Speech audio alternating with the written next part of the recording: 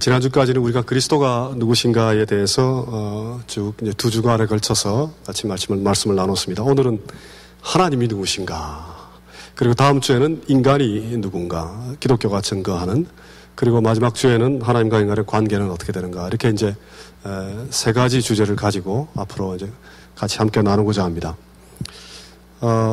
지난주에 우리가 같이 살펴본 때 이제 이런 얘기를 나눴습니다. 왜냐하면 예수께서 신학을 선포하시다, 예수께서 신학을 우리에게 가르치시다라는 내용을 가지고 얘기를 했는데, 현대 신학이 지금 왼쪽에서 신학적 정의와 진술을 해왔던 전통적인 방법에서 신학하다라고 할 때, 그 신학함이라는 것은 예배를 통해서 하거나 삶과 행위를 통해서 하거나 성령의 그 은혜 속에 혹은 신비적으로 하나님과 합일이 되는 그 속에 신학하다라는 것이 있다라는 방향으로 바뀌어가고 있다라는 말씀을 드렸습니다. 그런데 이제 예수께서 어떤 삼위일체 하나님이나 또 하나님 나라에 관한 선포를 하셨다라고 할 경우에 그 선포의 내용을 우리가 잘 이해하는 것, 그것이 이제 전통적으로 우리가 이해해왔던 신학이 무엇인가에 대한 그렇게 큰 변화를 가져오진 않지만, 그러나 여전히 그것은 가치 있는 일이다. 그래서 우리가 신학적 정의와 진술을 이해하는 것을 완전히 버리고 오른쪽에 있는 것처럼 예배와 삶과 행위, 성령과 신비 쪽으로 옮겨가기는 무리가 있다, 그런 말씀을 드립니다. 지금 제가 말씀드리는 이유는 신학이라는 것이 무엇이냐, 그걸 지금 설명드리는 겁니다. 우리가 신앙의 어떤 그 행함이나 또 신앙을 어떻게 우리가 디벨롭 할 것이냐의 그런 초점이 아니라 신학하다라는 것이 무엇이냐라고 할 경우에 더 이상 예전의 방식은 필요 없다, 이렇게 주장하는 분들이 참 많기 때문에 그렇습니다. 그런데 그리스도께서 그 중요하다는 삼위일체를 세우신 분이고, 또 그리스도께서 현대신학에 가장 초점을 두고 있는 하나님 나라에 대해서 증거를 하셨다라면 그 그리스도의 선포를 우리가 주의 깊게 살펴보고 같이 나누고 이해하려 하고, 또 그걸 통해 우리가 하나님을 더욱더 이해하게 되는 것, 이것이 이제 참 필요하다라는 말씀을 드렸습니다. 그리고 이제 중요했던 것이 무엇인가 하니, 이게 조금 어려울 수 있으면 제가 간단하게 설명드리겠습니다. 왼쪽에 정초주의라는 것은 전통적으로 학문을 쭉 쌓아오던 하나의 방법입니다. 그러니까 제일 밑에 기초가 A라는 것이 세워지면 그걸 기초로 그 위에 B라는 단계가 세워지고 그걸 기초로 C라는 단계가 세워진다. 이제 그것이 서양 학문이 쭉 걸어왔던 그런 그 하나의 학문을 학문적인 주장을 펼치는 하나의 방법론이었습니다. 그런데 오른쪽에 요즘에 들어서는 지금 신학만 그런 게 아니고 일반적으로 학문이 그렇다는 겁니다. 저렇게 그 하나의 거미집처럼 여러 가지 서로 얽혀 있는 것 가운데에 진리의 가치를 발견하는 쪽으로 그 흐름이 바뀌고 있습니다. 그래서 이제 그렇게 하는 이유는 어디에 있는 거 하니, 어떤 그 확실한 기초를 발견하기도 어렵고, 첫째는. 둘째는 우리가 진리라고 알고 왔던 그 많은 것들이 어떤 상황에 처하느냐에 따라 그 가치가 조금씩 달라지기 때문에 그렇습니다. 그래서 지금 포스트 모더니즘이라는 거, 그러니까 아주 극도로 발달한 현대 사회에 살아가는 사람들은 진리 가치를 아주 절대적으로 내세우기를 꺼려합니다. 왜냐하면 이런 그 모자이크나 혹은 거미집처럼 서로 진리가 서로 얽혀 있어서 어느 곳에 위치하느냐에 따라 조금씩 달라지기 때문에 그렇습니다. 그래서 이제 전통적으로 이 두 가지 방법이 지금 논의가 되고 있습니다. 물론 이제 정초주의도 부드러운 정초주의가 있고 여러 가지 이제 그 방법들이 있습니다. 그런데 지난 2주 동안 우리가 살펴본 것을 보시면 이런 모습을 우리가 볼 수 있습니다. 사람의 아들이라는 것을 증거하신 그 그리스도. 왜냐하면 우리의 초점이 지금 그리스도가 누구냐에 초점이 있었습니다. 그리스도가 누구냐? 그리스도가 선포한 내용이 뭐냐가 아니라 그리스도가 누구냐에 초점이 있었는데, 사람의 아들이라는 것을 증거하신 그리스도의 그 증거를 잘 살펴보니까 그 증거를 하신 자가 참으로 하나님이다라는 것을 우리가 어느 정도 알 수 있었습니다. 확실하게 알기는 어렵죠. 어느 정도 알 수 있습니다. 또 삼위일체 하나님에 대해서 선포하신 그리스도의 그 증거와 선포를 보니까, 이것을 선포한 자는 삼위 하나님 가운데 한 분이어야만 이런 내용을 증거할 수 있겠구나라고 해서 그것을 증거한 자가 어느 정도 하나님이 아닐까, 그것을 어느 정도 우리가 알 수 있었습니다. 마찬가지로 하나님 나라가 세상의 우리의 나라, 우리가 기대하는 나라와 얼마나 다른가, 얼마나 독특한가를 증거한 자, 그분은 바로 하나님 나라에 속한 자만이 그렇게 할 수 있지 않겠느냐라는 것을 통해 이것을 증거하는 자는 최소한 어느 정도 하나님 나라로부터 온 자가 아닐까, 그것을 우리가 알 수 있었습니다. 그래서 세 번째 방법론은 사람의 아들 삼위일체 하나님의 나라라는 것을 다 합치고 나니까 그것이 지향하고 있는 하나의 방향을 발견하죠. 그러니까 A라는 사실과 B라는 사실과 C라는 사실이 하나로 가리키고 있는 것이 있습니다. 그 가리키는 건 뭔가? 이것을 증거하는 그리스도가 참 하나님이다. 이것을 가리키고 있습니다. 그래서 이렇게 접근하는 방법은 지금 위에서 언급한 저런 내용하고 조금 다릅니다. 그래서 이런 점들이 이제 굉장히 중요하다라는 것을 같이 좀 나누어 드립니다. 그런데 지난주까지 강조했던 것은 이것을 선포하는 자의 그 내용을 살펴보니까 선포하는 자가 누군가, 그리스도가 누군가에 대한 초점을 가졌습니다. 그런데 그것만큼이나 중요한 것은 선포의 내용이죠, 사실은. 그래서 이건 이제 잠깐 말씀드리고 넘어가겠습니다. 실제로 예수께서 선포하신 내용, 그 내용이 참 중요합니다. 그래서 우리가 그리스도를 유일한 주님이다, 또 유일한 그 성육신하신 자다, 이렇게 우리가 믿고 고백할 수 있죠. 사람의 아들이라고 부를 정도로 자기 자신을 아주 낮추어서 찾아오셨습니다. 낮추어서 하나님이 고난의 종으로 찾아와 자신의 피와 살을 생명의 양식으로 나누는 자, 또 죄를 사할 권세를 가진 자, 다시 우리를 찾아오실 자라는 것을 선포하고 드러내셨습니다. 그래서 사람의 아들이라는 용어가 걸치고 있는 이 하나님에 대한 그 아주 비밀스러운 진리들, 그것을 우리가 잘 깨닫는 것, 이것이 참 필요합니다. 내용이 중요하다는 거죠. 선포의 내용이. 두 번째, 삼위 하나님의 그 아주 신비스러운 관계를 예수께서 선포하셨습니다. 순종하기도 하고 그분께 기도하기도 하고 또 하나됨을 선포하기도 하고 권능을 서로 부여하기도 하고 또 성령의 도움을 받아 일을 하기도 하고 성령을 또 제자들에게 내시기도 하시고 또 아버지와 아들이 서로 영광을 돌리기도 하고 서로가 서로 안에 거주하기도 하고 또 그렇게 함으로써 서로 사랑하는 삼위 하나님 모습을 그리스도를 통해 우리는 발견할 수 있었습니다. 자, 이런 하나님, 삼위 하나님의 이런 관계에 대해서 우리가 평상시에 깊이 생각하고 사십니까?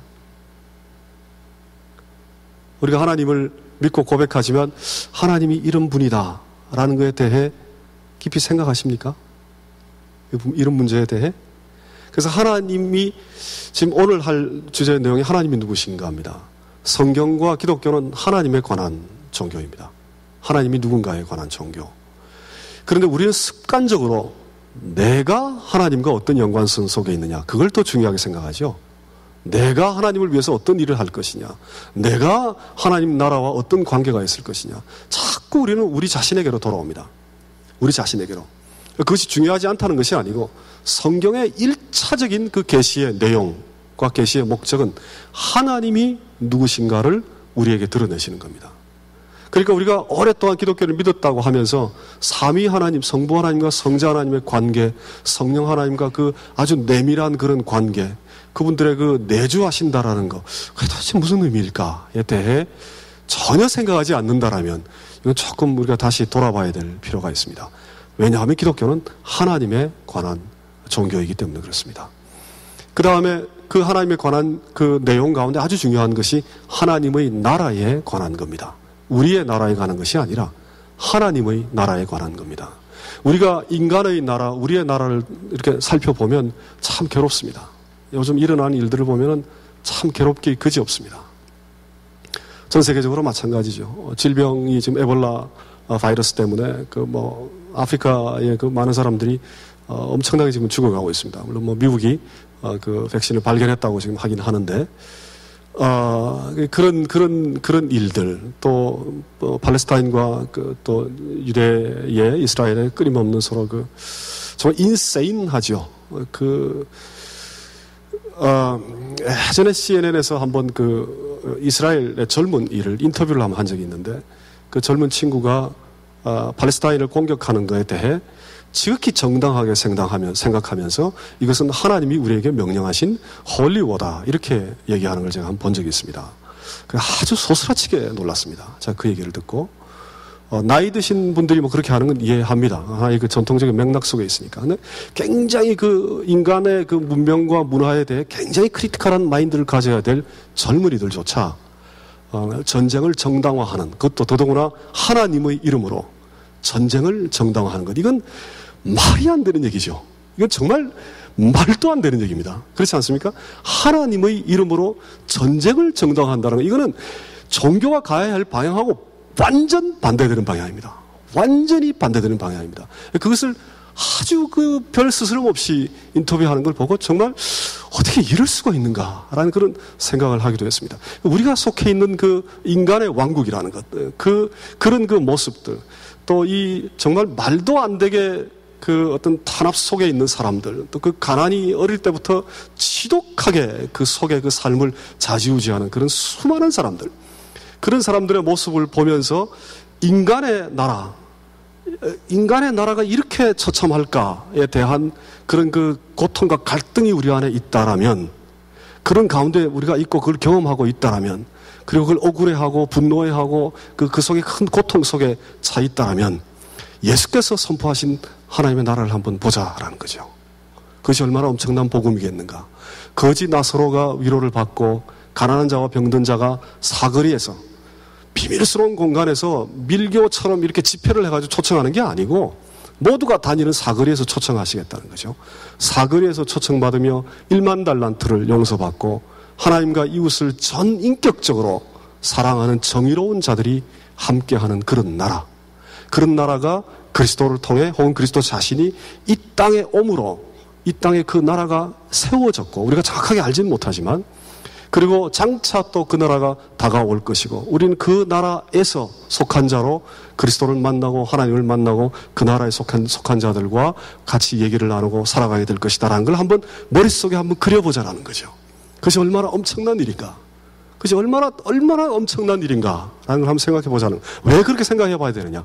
예수께서 찾아오셔서 그걸 증거하셨기 때문에 그렇다라는 것. 그래서 그 내용에 대한 깊은 생각과 믿음의 고백과 나눔과 이런 것들이 참 우리에게 필요한데 많이 지금 잊혀져 있는 것 같이 느껴져서 좀 안타깝습니다. 자, 오늘 내용은, 그래서 오늘 본문을 읽었습니다. 예수께서 대답하시되 첫째는 이것이니 이스라엘아 들으라, 주 곧 우리 하나님은 유일한 주시다. 만약에 우리가 믿는 하나님이 유일하지 않다라면 그 종교가 사실은 가능성이 없죠. 유일해야만 합니다. 우리가 믿는 하나님이. 그리고 이제 이사야 37장에도 그런 내용들이 쭉 나옵니다. 참 신이 아니다. 다른 신들은 참 신이 아니다. 셋째 줄에. 그리고 제일 마지막에 천하 만국으로 주만 여호와인 줄을 알게 하옵소서. 좀 문제는 이렇습니다. 우리가 다 믿고 고백합니다. 우리가 믿는 하나님은 유일한 하나님이다. 그런데 어떤 점에서 그러냐라는 거죠. 어떤 점에서. 우리가 믿는 하나님이 어떤 점에서 유일하신 하나님인가. 성경은 지금 선포하고, 예수께서 지금 스스로 하나님은 유일한 주시다라고 선포하고 계십니다. 그런데 어떤 점에서 그런가. 이거 가지고 한번 우리 예를 들어서 속회나 이런 그룹 모임에서 이런 주제를 가지고 뭐 내 경험을 통해도 좋고 말씀을 통해도 좋고 1시간, 2시간, 3시간 얘기를 나눌 수 있으면 좋겠어요. 이 대화가 안 끊어졌으면 좋겠습니다. 그런데 만약에 이 주제를 가지고 대화를 하는데 한 10분 만에 잠잠해진다 그러면 이건 문제 있죠. 그건 문제 있습니다. 하나님이 어떤 점에서 유일한 하나님인가에 대해 우리가 대화를 하기 시작하면 정말 이 대화가 끊이지 않아가지고 밤을 새고 막 이런 일들이 벌어졌으면 좋겠어요. 그런데 이런 문제를 별로 얘기를 안 하시는 것 같아요. 그렇죠? 우리가 그런 얘기 별로 잘 안 합니다. 어떤 점에서 하나님이 유일한 하나님일까? 그 문제를 한번 생각해 봤으면 좋겠습니다. 물론 여러 가지 점 가운데 가장 중요한 것이 이제 이 세상을 창조하신 창조주 하나님, 아주 초월적인 하나님이 육으로, 계시로, 선지자를 보내므로, 성령으로 우리에게 직접 찾아오셔서 자기 자신을 십자가에까지 희생하신 그 하나님이죠. 그러니까 아주 짧게 한마디로 얘기하자면은 자기 자신을 희생하는 하나님. 이 하나님은 철학에도 발견하기 어렵고 다른 종교에도 발견하기 어렵습니다. 그래서 자신을 희생하시는 하나님이라는, 물론 이제 초월자 하나님이, 아주 높은 창조주 하나님, 우리하고 비슷한 사람과 같은 그런 하나님이 우리를 위해서 희생하였다. 그건 뭐 사실 별 그렇게 중요한 문제가 아니죠. 우리를 창조하신 창조주 초월자 하나님이 인간이 되어서 인간을 위해 자기 자신을 희생하고 십자가에 돌아가시고 다시 새로운 휴머니티로 탄생하셨다. 새롭게 부활하셨다라는 그 자기 희생적 하나님이라는 그 모습은 어떤 종교에도 발견되지 않습니다. 그래서 그 점은 아주 유일한 하나님의 모습입니다. 자, 근데 그걸 우리의 전제로 생각을 하고 그 위에 이제 여러 가지 생각들을 해볼 수 있습니다. 넘어가겠습니다. 오늘 강조할 건 이 두 가지입니다.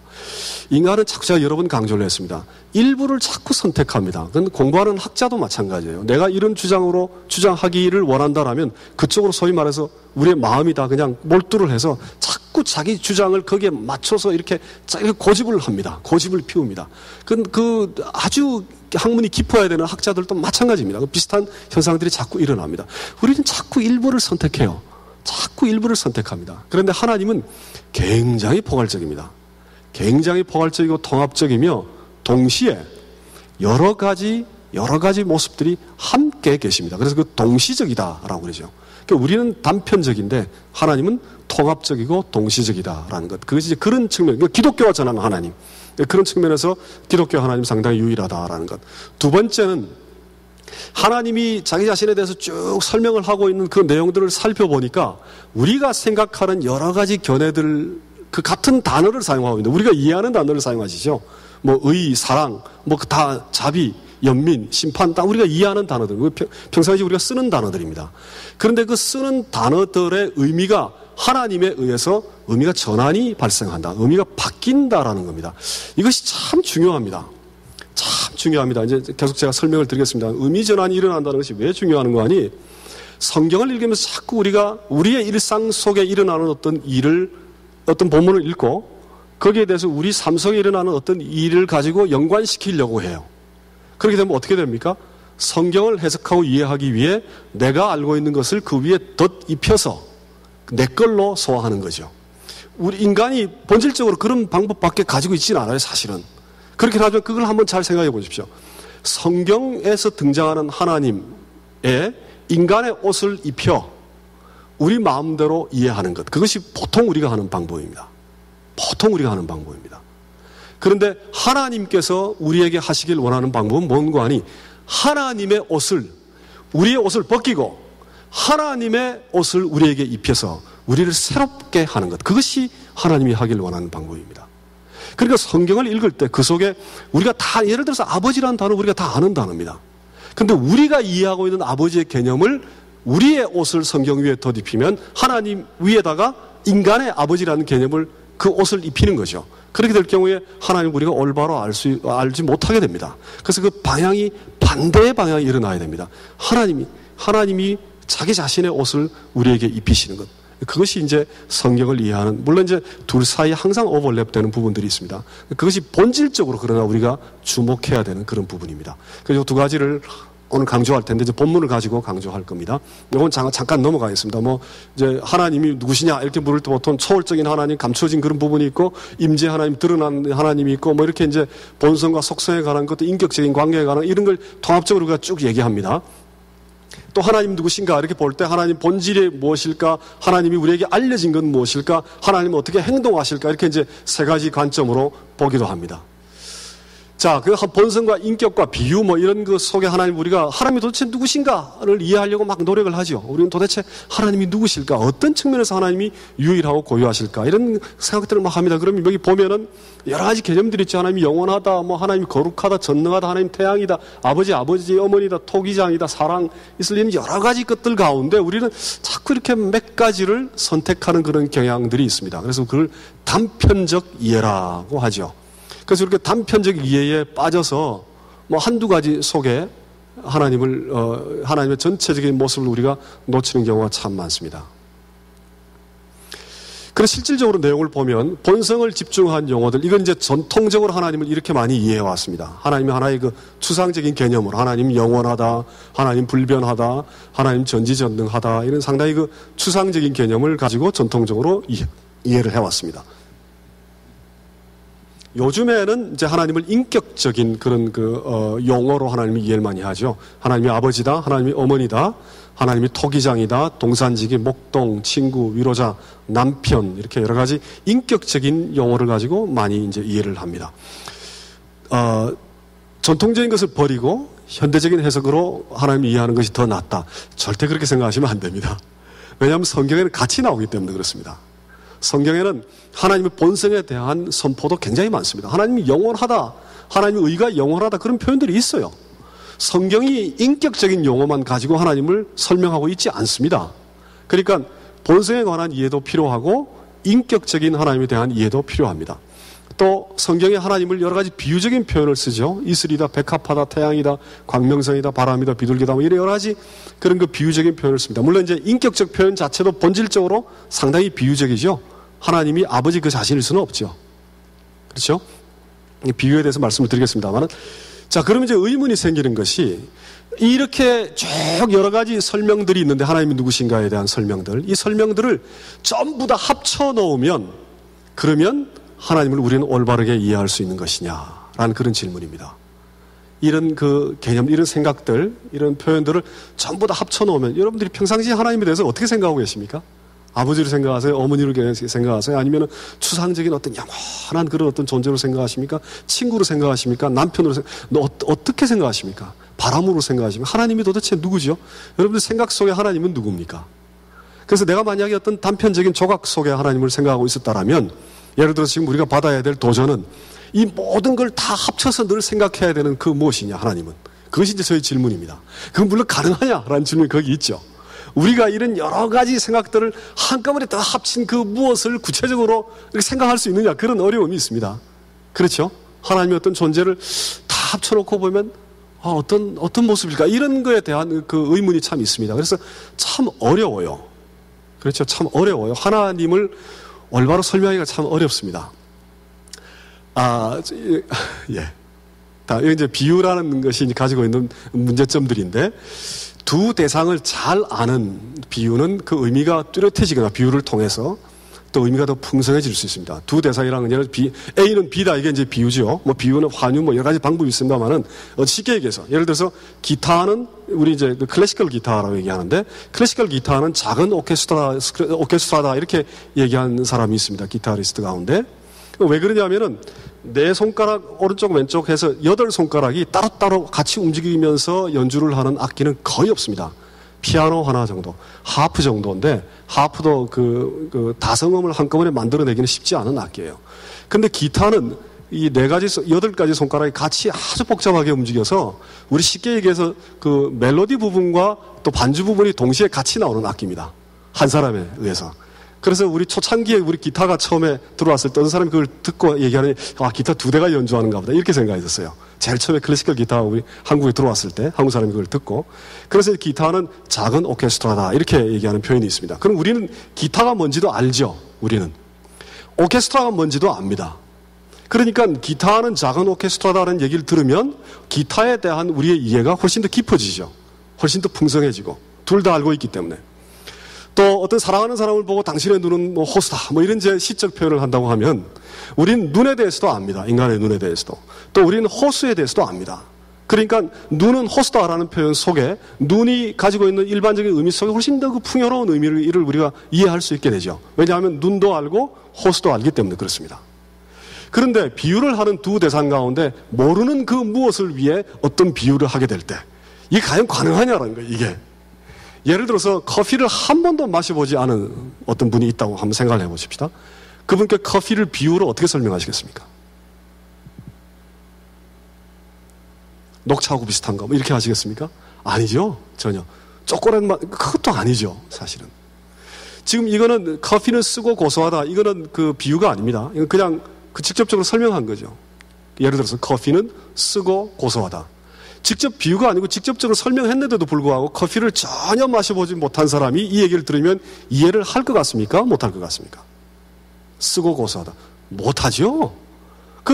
진짜 마셔보지 않는 한 그 커피 맛을 말로 설명해가지고 알 수 있는 것은 아니죠.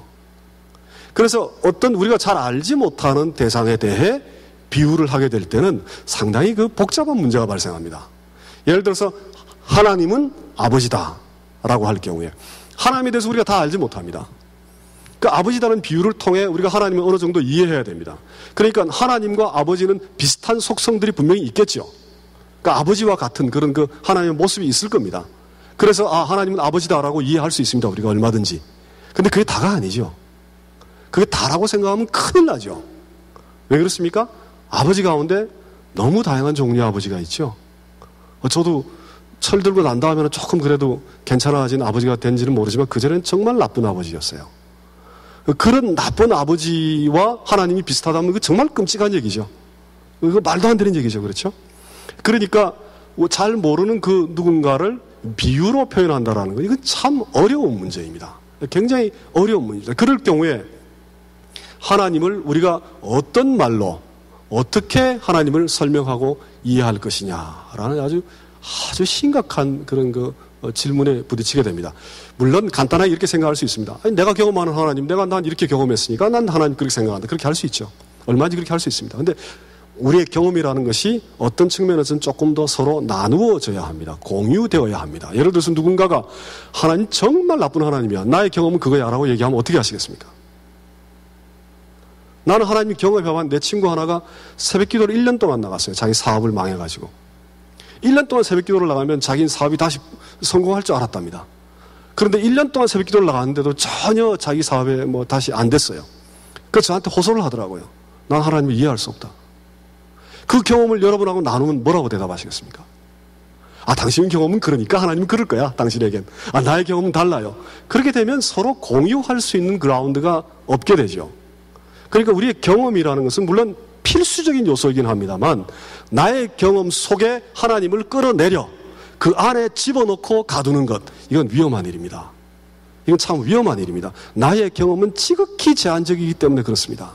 지극히 제한적이기 때문에. 그래서 하나님을 조금 더 이렇게 성경에서 선포하고 있는 그 하나님을 더 포괄적이고 더 깊이 있게 이해할 수 있는 방법은 없을까라는 것. 이것이 우리가 참 깊은 관심을 가져야 됩니다. 우리 성경 공부할 때, 이 구절을 읽고 이 구절에 대한 나의 각자의 경험을 우리 나눠봅시다. 그것도 굉장히 중요한 방법이에요. 성경을 공부하는 굉장히 중요한 방법이긴 합니다. 근데 때로는 나하고 좀 무관한 하나님에 대한 그런 그 선포와 나눔도 좀 있어야 되지 않겠나. 그런 생각들을 해봅니다. 왜? 그 경험을 넘어서 있는 하나님이기 때문에. 이제 그럴 때 하나님이 누군가라는 거죠. 이건 아까 예를 들어서 지금 통합적 동시적 그런 이해들이 있습니다. 방어하지 않는 초월자. 초월자인 초월자인데 자기 자신을 아주 디펜드하지 않는다라는 신학자가 얘기한 겁니다. 자, 두 번째, 은혜의 기초 위에 세워진 정의로운 하나님. 누가 주장하신 거죠? 기억 안 나십니까? 숙제입니다. 다음 주까지 알아오십시오. 우리 도상원 목사님 7월 13일 설교의 제목입니다. 은혜의 기초 위에 세워진 정의로운 하나님.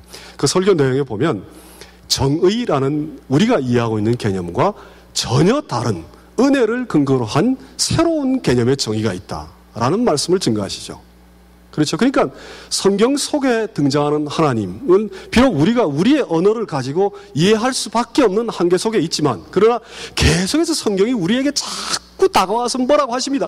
너희 옷을 좀 벗어버리고 나의 옷을 입으라 라고 계속 말씀하시는 거예요. 하나님이 얘기하는 그 하나님의 모습을 보고 새로운 하나님을 이해하고 새로운 하나님을 발견하라, 그 말씀 계속 하시는 거죠. 그래서 통합적이고 동시적인 그 이해라는 것은 그 자체로, 즉 1부터 9까지를 합친 그 어떤 양적인 합함만을 의미하는 게 아니라 그 양적인 합함이 만들어내게 되는 새로움, 즉 의미가 바뀐다라는 것, 이 점을 꼭 주목하셨으면 좋겠습니다. 성경 속에 등장하는 많은 용어들이 그렇습니다. 다 그렇다는 건 절대 아닙니다. 다른 건 절대 아니고 성경에서 등장하는 많은 표현들, 많은 의미들, 많은 단어들, 또 생각들, 그런 생각들이 우리 생각을 가지고 덧입히면 그 의미가 굉장히 제한됩니다. 그 성경 속에 있는 그 개념이 우리의 생각을 바꾸게 해야 됩니다. 그렇게 성경을 이해하는 것이 성경의 깊이를 발견하는 그런 길입니다. 사랑의 하나님, 우리의 사랑은 어떻습니까? 좀 이따 말씀드리겠습니다. 우리의 사랑은 자식 사랑하는 것 때문에 부패가 발생하죠. 그렇죠? 가족 사랑하는 것 때문에 타락한 나라가 됩니다. 그렇죠? 그 사랑이죠, 다. 사랑이 사랑인데 우리의 사랑은 굉장한 이기심에 의해 발생할 가능성도 꽤 높아요. 그러니까 우리의 사랑은 여러 가지 측면에서 제한이 있습니다. 그런데 우리가 사랑의 하나님이라고 부를 때 우리가 생각하는 그 사랑의 개념하고 분명히 다른 사랑이죠. 그것이 무엇일까? 가 성경에 나와 있으니까 그 성경에 대해서 깊은 관심을 가져야 된다라는 이제 생각을 해봅니다. 그래서 통합적인 하나님이라는 큰 덩어리가 하나 있고, 우리가 성경을 읽을 때 하나님 이해할 때 전체적인 걸 다 아우르는 그 큰 줄기의 통합적인 하나님이라는 것이 하나 있고, 다 아울러서 우리에게 자신을 드러내고 보여주는 그 하나님의 새롭고 신비스러운 모습, 그 모습을 그 성경 속에 무언가가 튀어나와 우리의 생각을 사로잡게 만드는 것, 하나님이 우리를 사로잡게끔 하는 것, 그것을 깊은 관심을 가지고 보아야 합니다. 그렇게 하려면 공부도 많이 해야 되지만 하나님 말씀 앞에 침묵해야 됩니다. 침묵하고 좀 들어야 됩니다.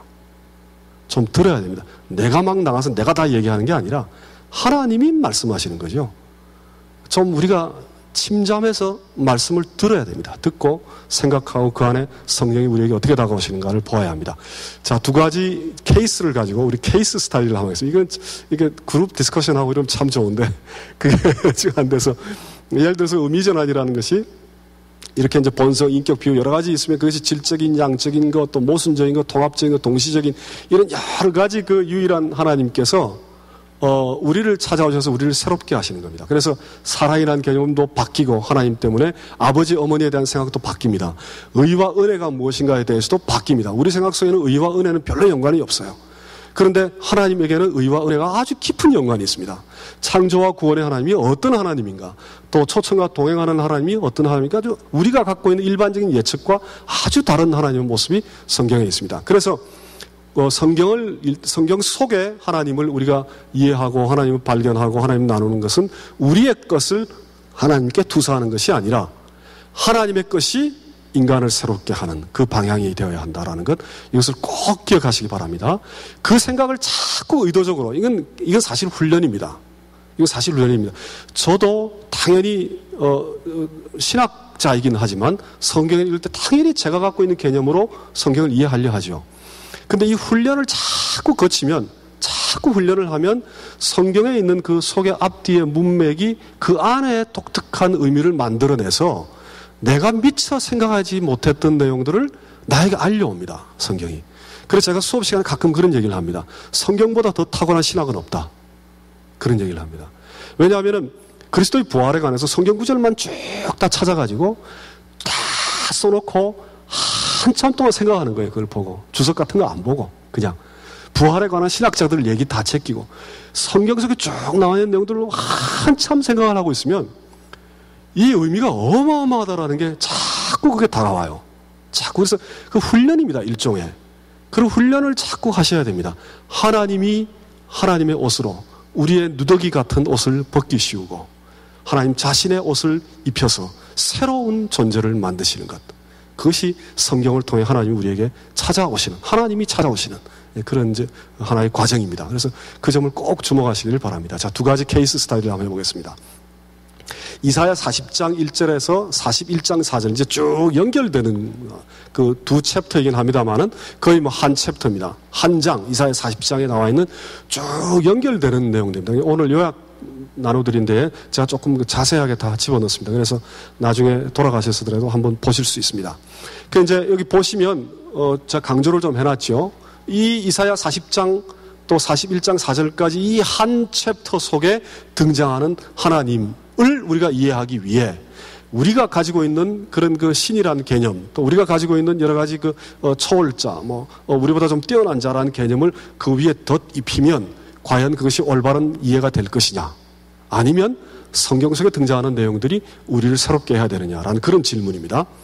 보시면 이제 위로하라, 내 백성을 위로하라.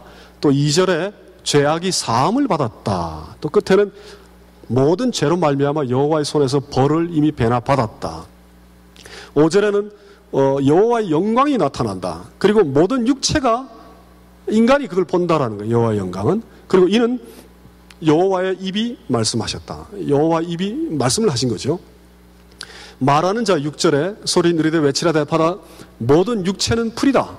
정말 더럽다라는 거죠. 모든 아름다움은 들의 꽃과 같다. 풀은 마르고 꽃은 시든다. 그런데 하나님의 말씀은 8절에 영원히 서리라. 그 다음 이 아름다운 소식을 시온에 전하는 자야. 지금 말에 관한 표현도 여러 가지가 나오죠. 전한다라는 자가 또 있습니다. 여호와의 입이 말씀이다라는 얘기도 있어요. 또 10절과 11절이 참 특이한 구절이죠. 아마 많은 분들이 알고 계실 겁니다. 장차 강한 자로 임할 것이다. 또 그의 팔로 다스릴, 이 팔이라는 단어가 분명히 나와 있죠. 10절에 팔로 다스릴 것이다. 그런데 11절에 보면 어린 양을 그 팔로 모아 품에 안으시며 젖먹이는 암컷들을 온순히 인도하시리로다. 강한 자의 팔이 임해서 하는 게 뭡니까? 그 팔 속에 이렇게 품어 안으신다라는 거죠. 강하다에 대한 전혀 다른 개념이죠. 또 그가 누구와 더불어 의논하셨으며 누가 그를 교훈하였으며 그에게 정의의 길로 가르쳤으며 지식을 가르쳤겠느냐. 아무도 없다는 거예요. 지금 반어법입니다. 그는 홀로 유일한 하나님이기 때문에 아무하고도 토론할 필요가 없어요. 이 하나님은. 그리고 누구한테부터 배움을 받을 필요가 없습니다. 얘기할 필요도 없어요. 하나님은. 누가 도대체 그 하나님을 가르치겠느냐. 18절에 그런즉 너희가 하나님을 누구와 같다 하겠으며 무슨 형상에 비기겠느냐. 하나님을 어떻게 비유를 하겠느냐. 그런 얘기입니다. 어떻게 하나님을 비유를 하겠느냐. 또 어떤 형상이 비슷하다고 말할 것이냐. 21절 너희가 알지 못하느냐 너희가 듣지 못하느냐 태초에 너희에게 전하지 아니하였느냐. 땅의 기초가 창조될 때부터, 그러니까 창조주 하나님이라는 얘기죠. 이 하나님은 그냥 여러 창조된 피조물들 가운데 하나가 아니라 창조주 하나님이라 그런 얘기입니다. 또 계속해서 보시면은 창조에 관한 얘기 또 25절 계속 나옵니다. 누구에게 비교하여 나를 그와 동등하게 하겠느냐. 26절 모든 것을 창조하였다. 또 영원히 창조했다. 피곤하지 않다. 그 하나님은. 그래서 이제 31절 우리가 참 좋아하는 말씀이죠. 여호와를 앙망하는 자는 새 힘을 얻으리니 독수리가 날개치며 올라감 같을 것이요 다름질발하여도 곤비하지 아니하였고 걸어가도 피곤하지 아니하리라. 이제 독수리 날개침처럼 올라간다는 이 구절을 우리가 굉장히 좋아하는데 이건 중간에 그냥 콕 깨 있습니다. 강조점이 어디에 있습니까? 야, 너희들이 독수리처럼 막 올라갈 거야. 거기에 강조점이 있습니까? 그게 아니죠. 하나님에 대한 놀라운 설명을 한 다음에 이런 하나님을 믿는 자들이니까 이렇다. 그 얘기를 하는 거죠. 강조점이 전혀 우리에게 있지 않습니다. 하나님에게 강조점이 가 있습니다. 그러니까 그 점을 꼭 이해하시기 바랍니다. 그 다음 41장 1절에 보면 섬들아 내 입에 잠잠하는 민족들의 힘을 새롭게 하라 가까이 나오라 그러죠. 또 누가 도대체 그 하나님하고 비교를 하겠느냐 해놓고 하나님이 가까이 나오라. 그리고 말하라. 우리가 서로 재판 자리에 가까이 가자. 서로 대화하자. 토론하자. 재판 서로 같이 가자 그런 얘기입니다. 같이 가서 얘기 좀 하자 그런 얘기입니다. 그 다음에 4절 보면 이 일을 누가 행하였느냐 누가 이루었느냐 누가 처음부터 만대를 불러내었느냐 나 여호와라. 처음에도 나요 나중에도 있다. 알파요 오메가라는 말씀이 여기 벌써 있죠. 제일 마지막에 내가 곧 그니라. 이건 이제 에고 에임이라고 그래서 헬라어 번역 성경에 보면 에고 에임이라고 나옵니다. 이 구절이. 그러니까 요한복음에 가장 많이 표현된 예수께서